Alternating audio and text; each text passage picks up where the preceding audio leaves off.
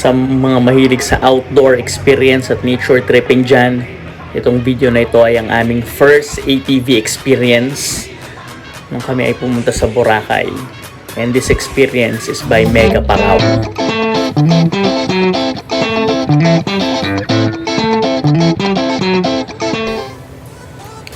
Dito gagawin ang aming first ATV experience. Ito ang actually yung sa ibaba nung buong field. Hanggang doon daw sa taas nun. So, pagdating namin dito, naghintay kami sa turn namin. At meron kaming 1 hour ride sa ATV ng Mega Parao. During ito sa aming honeymoon sa Boracay ni Love. So, nag-avail kami ng island hopping, buffet. Tapos ang last activity ay yung aming ATV. Kung mapapansin nyo, yan, tigisa kami ng ATV. Okay, so 1 hour ATV ride ito. So itong initial video natin is yung aming parang training muna. So tuturuan kanila. So may nagvi-video tayo, yung mga kasamang nagtitrain sa atin from Mega Parao. So si Love, kung napapansin nyo yan, nakakabisado niya lahat, naka-helmet pa siya. O syempre ako, feeling strong ako, so walang helmet. So ngayon na kabisado na namin ni Love yung pagmamaneo ng ATV, first time namin to. So ngayon babatakin na namin. So alam nyo naman, kilala nyo kami, iba kami. So tingnan nyo, no? So una, ikot muna kami doon sa babang part. Yun muna tayo sa easy track, sabi nga nila. Pero kung napapansin nyo, medyo rough na yung daan, di ba? Kasi nung panahong ito, maulan-ulan. Okay? So kung mapapansin nyo, basa yung daan. So dito masusubok talaga yung galing natin sa pagmamaneo ng ATV. By the way, yung Mega Parao, minamanage ng owner niya, si Ryan Maming. No, namit namin siya dun sa kanilang buffet. Napakabait at napaka-humble na tao niyan. Actually, in-add ko pa siya sa Facebook kasi inspirasyon ko yung kwento niya. So, ang galing-galing kung paano siya nagsimula at kung ano yung narating niya ngayon.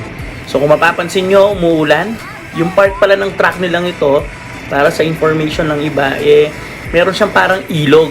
Pero since hindi masyadong kagandahan yung panahon, I think nag-decide yung aming mga nag-a-assist na wag na muna kaming tumuloy doon sa river part. So ayun yung mga makakasabayan namin, no, nasa likod sila. So kami nakaisang ikot na kami, ayun sila. Siyempre, si Love yung nangunguna. Alam niyo naman si Love, ako sana yung una para ako yung bida-bida.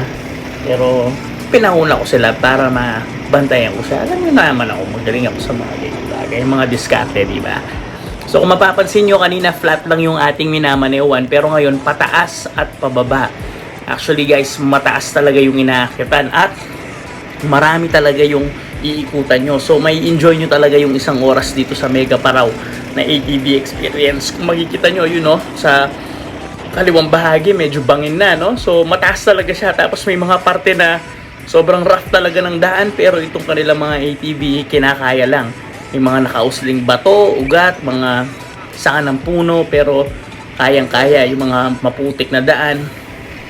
Talagang mag-enjoy ka sa pag-ATV mo dito. So yan, pababa ulit kami, akit baba lang. So yun ako, nagkikipagkwentuhan pa ako doon sa bata doon. Tapos, after yung ikutin yung track nila dito sa baba, didiretso naman kayo doon sa may view deck, yung overlooking. So, mamayang konti, aakyat natin doon, no? Unti-unti lang. Sa part na ito, kung di ako nagkakamali, namatay yung makina nung sasakyan nila. Baka lang naubusan ng gasolina, pero nagbaba lang siguro yung minor niya. Itong experience sa amin ito, actually, yung nagbigay sa amin ng idea na maganda palang magkaroon ng ATV, pero sinesearch ko online kung paano pinaparehistro yung ATV. Wala palang registration ng ATV, so hindi siya technically pwedeng manewin sa mga major highways. Okay. Kung huhulihin ka, maaaring kumpiskahin yung iyong gamit. Huwag naman sana. So dadalawang isip pa tayo kung kukuha tayo ng ganyan. Kasi wala naman talaga tayong pera. So mapapansin nyo yan, no? Ikot-ikot lang dyan, no? So, ayan yung ating mga guide. Ang babait nila, sila pa yung kumuha ng video at saka picture natin. So, kung makikita nyo sa itsura nila, nagko-concentrate talaga siya kasi kung mapapansin nyo, rough talaga yung dadaanan natin. So, kung kayo ay pupunta sa Boracay, pwede nyo i-try itong Mega Parao ATV. Actually, mas marami na silang activities ngayon. Nakapag-expand na sila. Bukod dun sa mga island hopping nila, helmet diving, meron din silang boat transfer from Katiklan to Boracay and vice versa. So, ayan o, pataas na tayo, no? So, ito na yung papunta dun sa ating view deck. May maliit na parang bahay dun kung saan makikita mo yung buong view ng kapaligiran. By the way, itong ATV experience ito ay wala to sa Boracay Island. So, kailangan mo sumakay ng bangka para makapunta sa mainland na tawagin nila at dun mo ma-enjoy ang kanilang ATV. So, yan ang ating ATV video. Sana nagustuhan nyo.